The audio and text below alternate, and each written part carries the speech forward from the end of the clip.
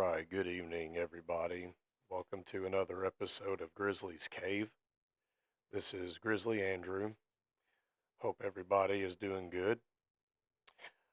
I've forgotten to mention this at the start of my other episodes, but I really do. Anybody that takes the time to listen to these episodes, I greatly appreciate that.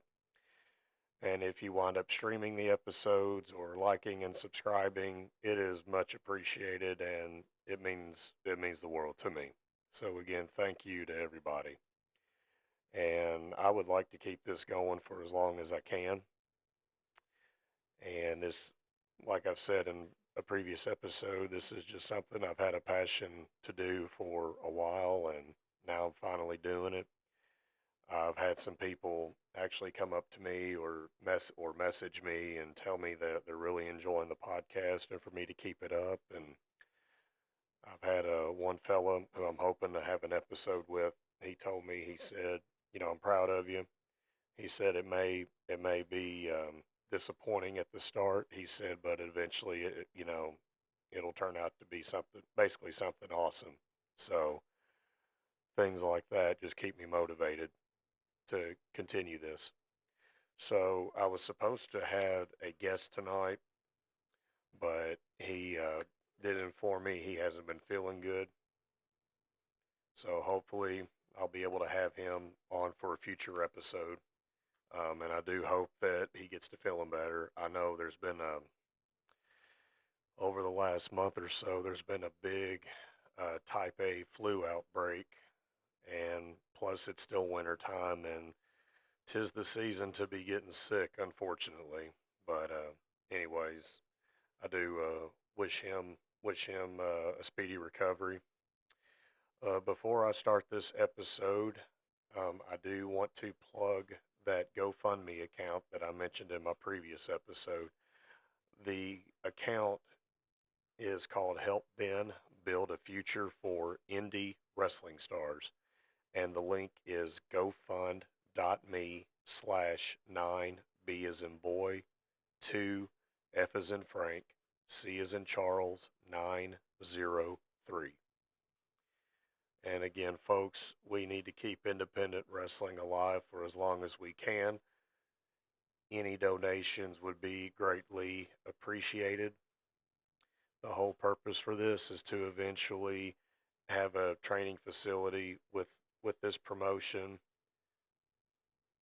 to help, to help with the current trainees and future trainees. And that gives them more time to train, better their skills, perfect their craft, etc., and help them get their start in this business. And the next thing I want to mention again is the next NAW promotional event. It'll be in Nebo, Kentucky, March the 8th at 7 p.m. Doors will open between 6 and 6:30, give or take. Ticket prices are $8 a person. Concessions are available. It is a family friendly promotion. I apologize, folks. Sometimes I get a little tongue tied. Definitely hope you all can come out to the next event. I promise you will not be disappointed. All right, so I had a backup plan just in case my guest was not able to make it for tonight. And since the last episode, I did one on my first live wrestling event experience, I thought I would do another one. And I actually had to look up because I could not remember all of the matches. So if y'all will bear with me here, let me pull this up. And we're going to take a trip back in time again. We're going to go, the time we're going to is August 21st, 1997. The location is Nashville, Tennessee at the Nashville Municipal Auditorium. The event was WCW's Clash of the Champions 35, and the this would actually be the last Clash of the Champions that they would ever broadcast for WCW. So it was kind of bittersweet, but at the same time, it was also an honor to be a part of that. Um, Looking back now as an adult, it's kind of a bummer because, that was something big that they had done for, since the late 80s. And, WCW stayed in business for at least another 3.5 years before they shut down. So it might have been nice if they could have done, you know, a few more of these, but it didn't happen. So it is what it is. Now, around this time, me and my mother, we had just moved to Hopkinsville from Princeton, Kentucky. And a couple of reasons we moved to Hopkinsville. My mom had been working at a dialysis center in Hopkinsville. It was called the Wren Center at the time, and then it eventually became Gambro Healthcare. I'm actually not even sure what it's referred to as today. But she had worked there for 2 years, driving back and forth from Princeton, and it would have been easier for her to move to Hopkinsville and save her the drive. Also, at the time, she had recently become engaged to the man that would become my stepfather. And I am proud to say that they have been married since December of '97. And I'll tell you, my stepdad is a really good man. He taught me a lot, and I'm very thankful for that. One of the things he did for me was take me to Clash of the Champions. So it was me, him, and his late brother-in-law.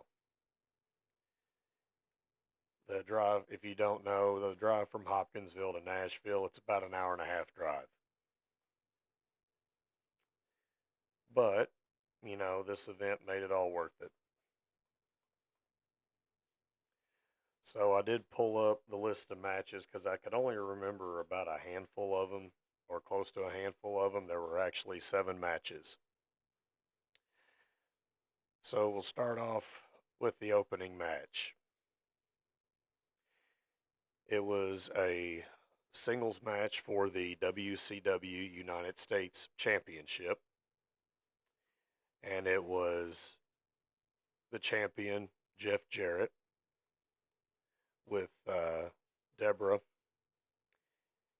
And he took on one of the Four Horsemen, Steve Mongo McMichael, who ironically was Deborah's husband at the time. And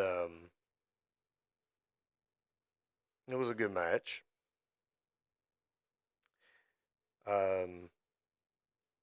For those of you that don't know, this would be one of the last few appearances that Jeff Jarrett would make with WCW before he returned back to the WWF. Jarrett had returned back to the WWF, I want to say within a month, maybe 2 months at the most, after this match. But Jeff Jarrett lost the match. Steve McMichael became the new United States champion. And what was really funny is after the match, Deborah, she abandoned Jeff and then decided she wanted to go back to Steve and be his valet again. I hate to say it, but they were basically playing it up like she was a gold digger. And basically, Mongo basically wound up dismissing her at that point. But it was really awesome being in that arena and hearing the Horseman music playing in the background, or I'm sorry, not in the background, but on the overhead speakers. The next match was Raven against Stevie Richards, and it was a no disqualification match.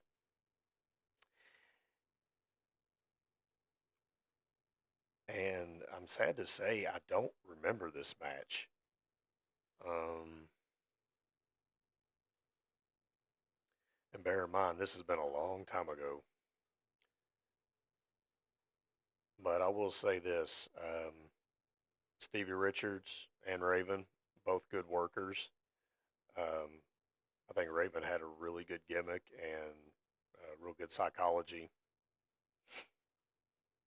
The next match, it was for the WCW Television Championship, and it was the champion, the Ultimo Dragon, against Alex Wright.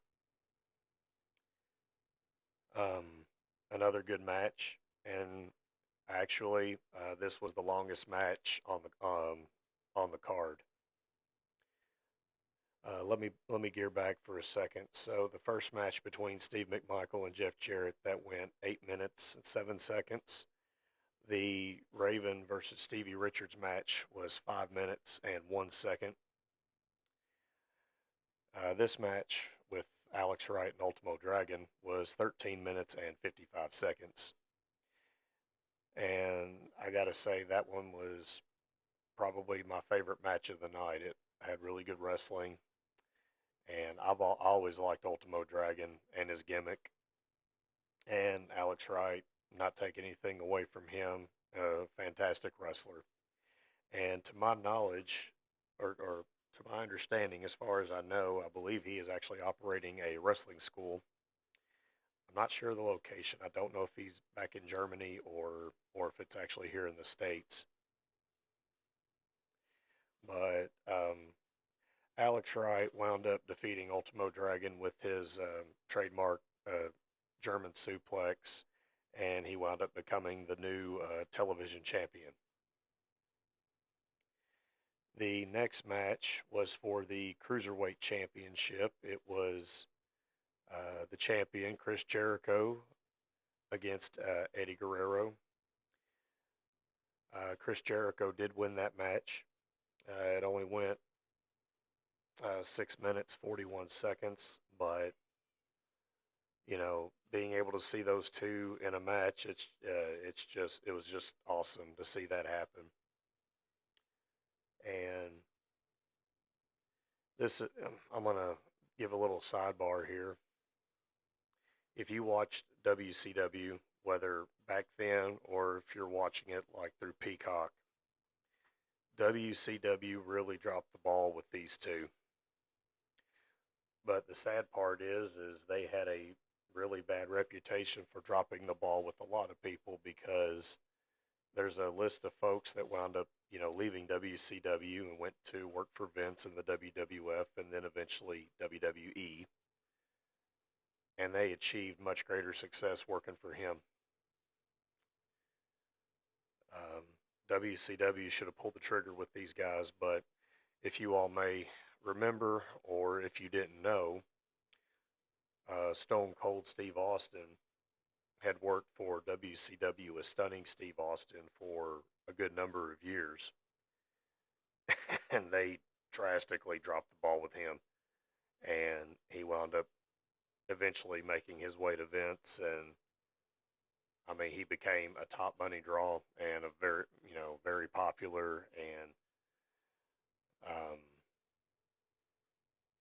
just, you know, WCW they really dropped the ball. But anyways, getting back, they did drop the ball with Jericho and Guerrero, because those two they put on a really good match as well, and that would actually have been my second pick, or second favorite match. I really feel like, though, they should have been given more time, because if Wright and Ultimo Dragon had an almost 15-minute match, I think that they should have done that with Jericho and Guerrero. But given the short time frame they had, it was really good. Um, The next match, it was an 8-man tag match. It only lasted 4 minutes and 52 seconds, but it was Psychosis, Silver King, Villano 4, and Villano 5, accompanied by um, Sonny Ono, and they defeated Juventud Guerrera, Super Colo, Hector Garza, and Liz Mart Jr. Um, these guys were part of the cruiserweight division, and real fast-paced match. Uh, very athletic, high spots, at least from what I remember. But anyways, like with the Jericho Guerrero match, I really believe they should have given them more time. Um, the next match was a tag team match. It had Ric Flair and Kurt Hennig. They took on Conan and Sean Waltman, who was wrestling as Six at the time. And those two were representing the NWO, and Ric Flair and Kurt Hennig were representing the Four Horsemen. Actually, I can't remember if Hennig was part of the Horsemen just yet, but they were really pushing for that. With the storyline that was going on, Ric Flair was heavily recruiting Kurt Hennig to come join the Four Horsemen. Um, Again, with it being a 5-minute match, I mean, with the time they had, it was good.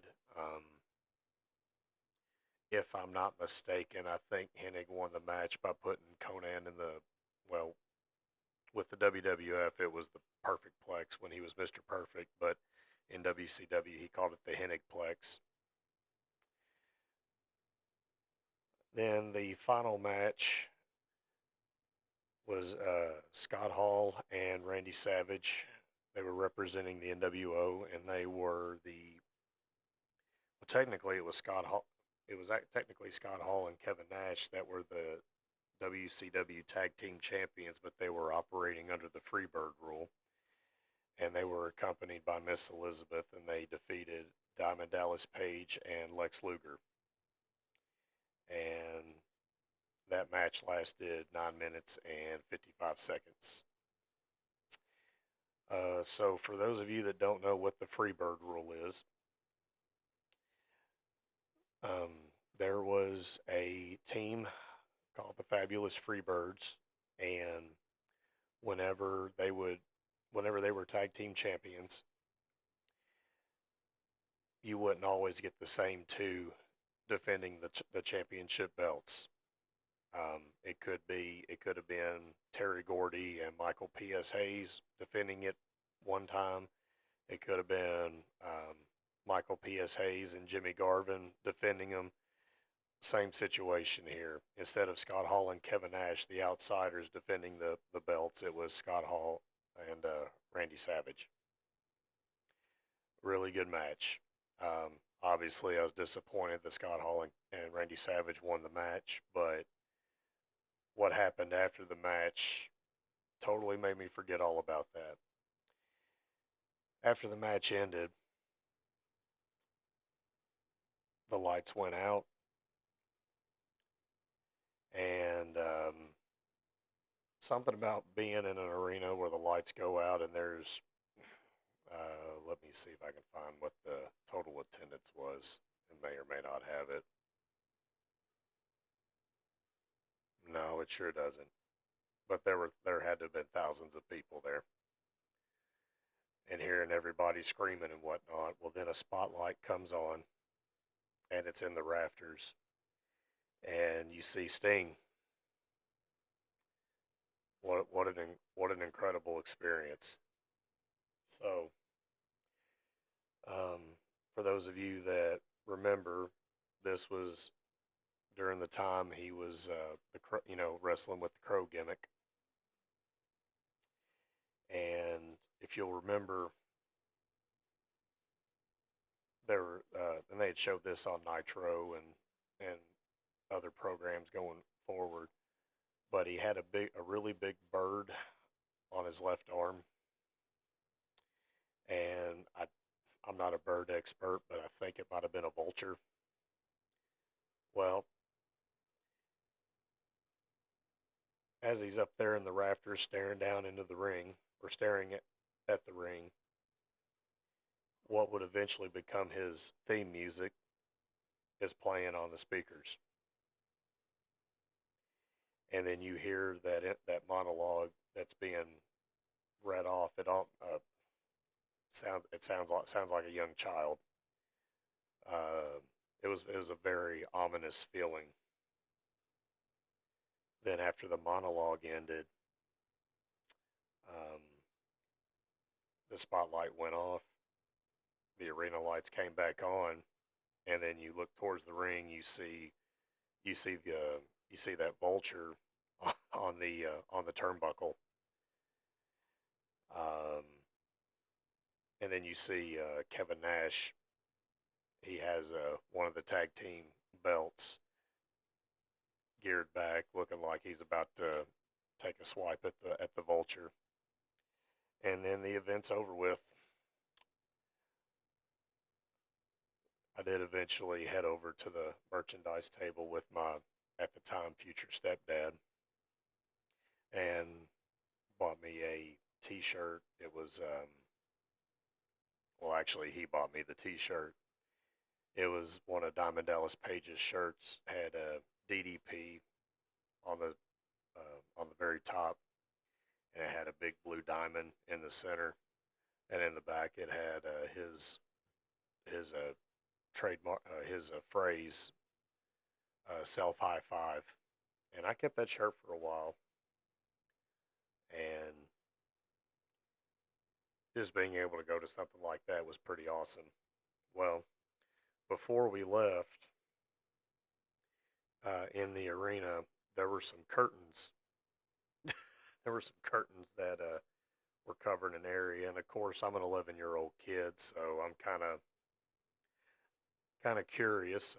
So needless to say, I peek, kind of peek around the curtains. I see Sonny Ono talking with somebody, and then I remember seeing J.J. Dillon walking over to an area, and I kind of hollered, J.J. Dillon, and then he just looked up at me, kind of didn't really smile, didn't wave, didn't flip me off, nothing, just kind of stared up at me. And there were some other people that were peeking around the curtains, and then security wound up coming up saying, "Hey guys, y'all can't be doing that." So we had to step away at that point. I didn't know any better. Well, we eventually we make our way outside, and we're trying to get to the parking lot, trying to get to, let's see, my stepdad drove it. It was called a GMC Jimmy.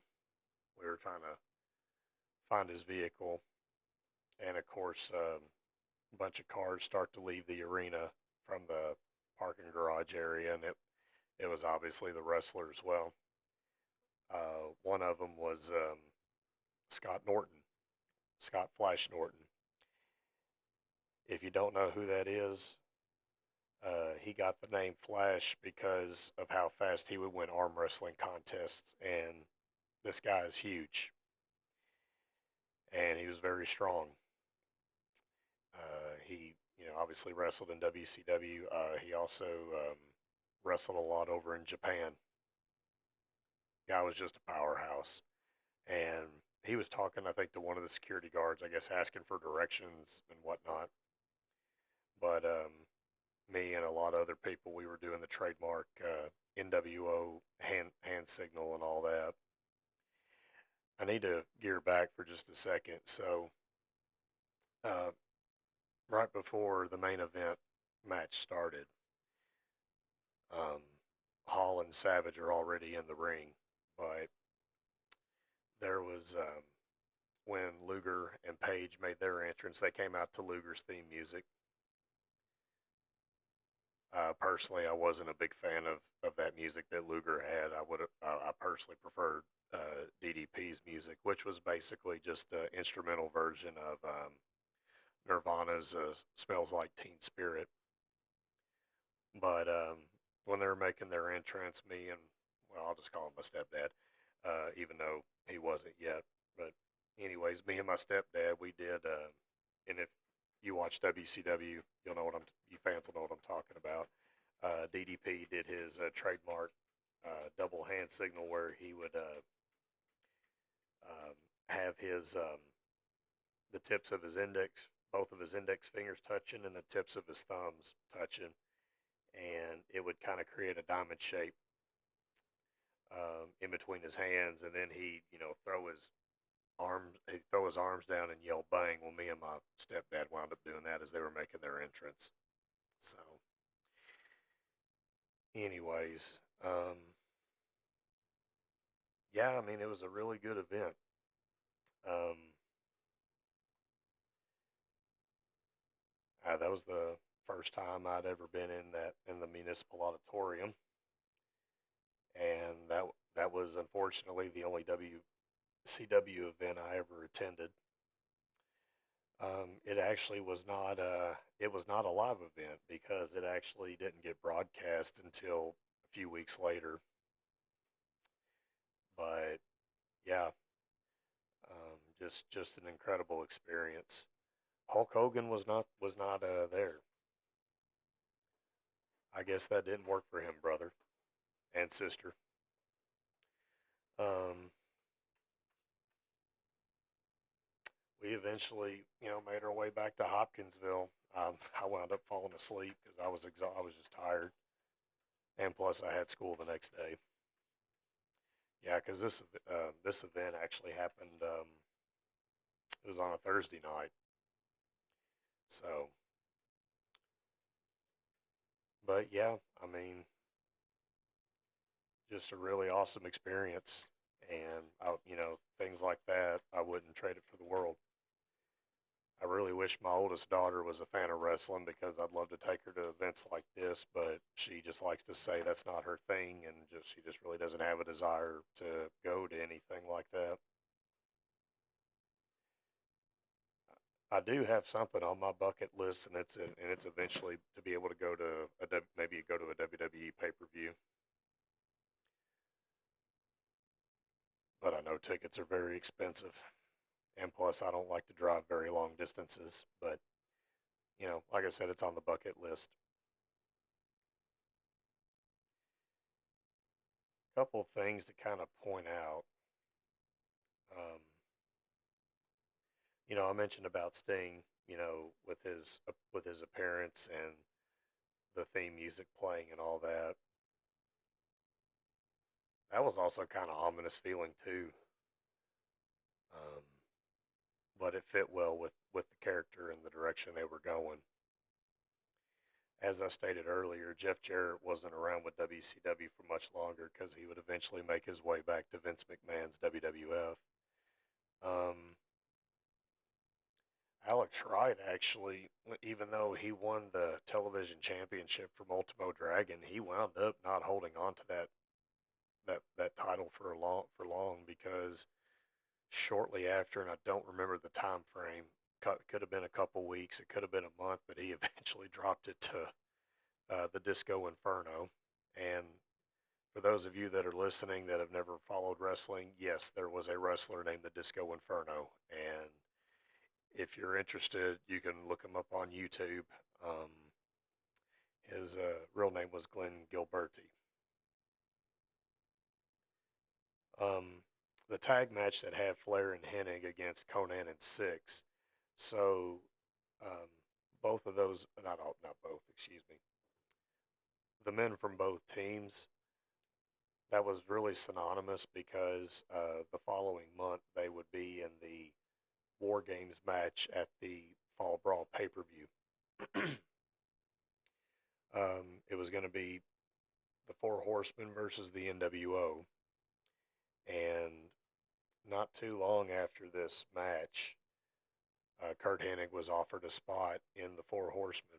And it wasn't just any spot, he was going to take Arn Anderson's spot because Arn Anderson had, at this point, retired from in ring competition. Conan and Six were going to be two of the members representing NWO in the War Games match. War Games, basically, this was an idea created by the late Dusty Rhodes, and they would actually have two rings side by side, and there would be a cage with the top, and it would surround both rings. And you get a representative from each team, and they would wrestle for 5 minutes, and then after that 5 minute period, another wrestler would come out, depending on which team, and then every 2 minutes after, somebody else would come in, and once all four, sometimes they did 5-on-5, but this one was 4-on-4, and then after all 8 men had entered the cage, then the actual match would start, and the only way that you could win was to surrender or submit. And I won't spoil what happened in that match, but this tag team match was a good was kind of a prelude to it. Um, the tag team match that was the main event. Disregard, other than Sting making his appearance, what was actually pretty cool is because during this year, in '97, Diamond Dallas Page and Randy Savage had a really good feud going, and it it was really good. They had actually had quite a few pay-per-view matches against each other, and Randy Savage, God rest his soul. I mean, he you could put him in there with anybody, and he could have a great match. And I'm not knocking Diamond Dallas Page, because Dallas Page was a great wrestler as well. But those two together, I mean, they had great in-ring chemistry. But you know, the only thing I can really say is, kind of looking at the times of the matches, I really wish that these matches could have went a little bit longer. But they're limited on time and all that. And plus, they're recording this for TV, so I get it. They got severe time constraints. So, but anyways, to quote Forrest Gump, that's all I have to say about that. So, folks, again, I want to thank you for listening to this episode. Thank you for following Grizzly's Cave. Tomorrow, I should have an episode posted. I'm supposed to have a guest, provided nothing changes. Um, this will actually be, he'll actually come over here he'll actually come to Grizzly's Cave.